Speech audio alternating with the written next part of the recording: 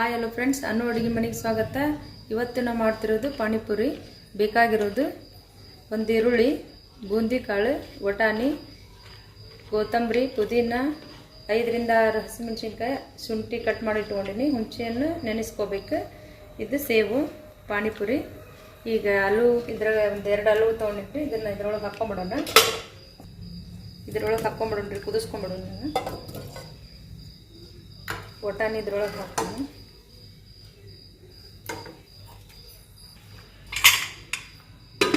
ಒಂದು 3 ವಿಷಲ್ ಮಾಡ್ಕೊಳ್ಳೋಣ್ರಿ. ಈಗ ಪಾನಿ ಮಾಡ್ಕೊಂಬಿಡೋಣ್ರಿ. ಅದಕ್ಕೆ ಸ್ವಲ್ಪ ಪುದೀನ ಹಾಕ್ಕೊಂತೀನಿ,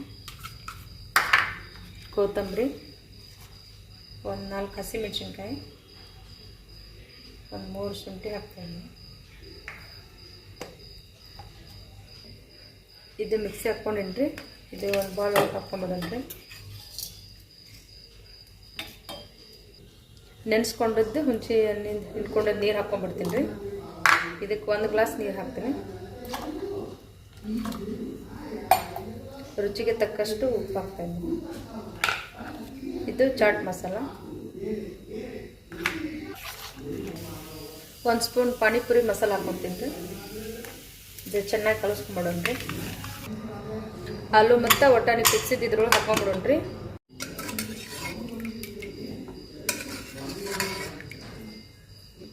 ಇದನ್ನು ಸ್ಮ್ಯಾಶ್ ಮಾಡ್ಕೊಂಬಿಡೋಣ್ರಿ.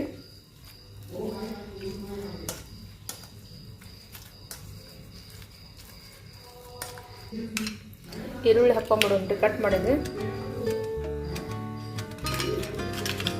ರುಚಿಗೆ ತಕ್ಕಷ್ಟು ಇದೆಲ್ಲ ಒಂದ್ಸಲ ಕಲಿಸ್ಕೊಂಡ್ಬಂದು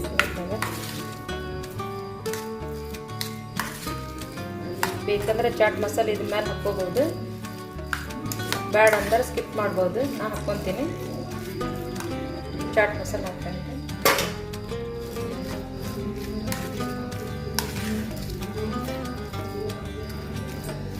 ಇದು ರೆಡಿ ಆಗೈತ್ರಿ. ಸ್ವಲ್ಪ ಖಾರದ ಪುಡಿ ಹಾಕೊಂಡ್ರಿ, ರೆಡ್ ಚಿಲ್ಲಿ. ಅದನ್ನು ಚಲೋ ಕಲಿಸಿ.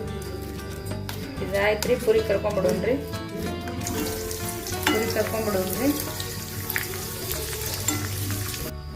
ನಡಕ್ಕೆ ಸ್ವಲ್ಪ ಹೋಲ್ ಮಾಡ್ಕೊಂಡು ಪಲ್ಯ ಇದ್ರೊಳಗೆ ಹಾಕೊಂಬಿಡೋಣ್ರಿ.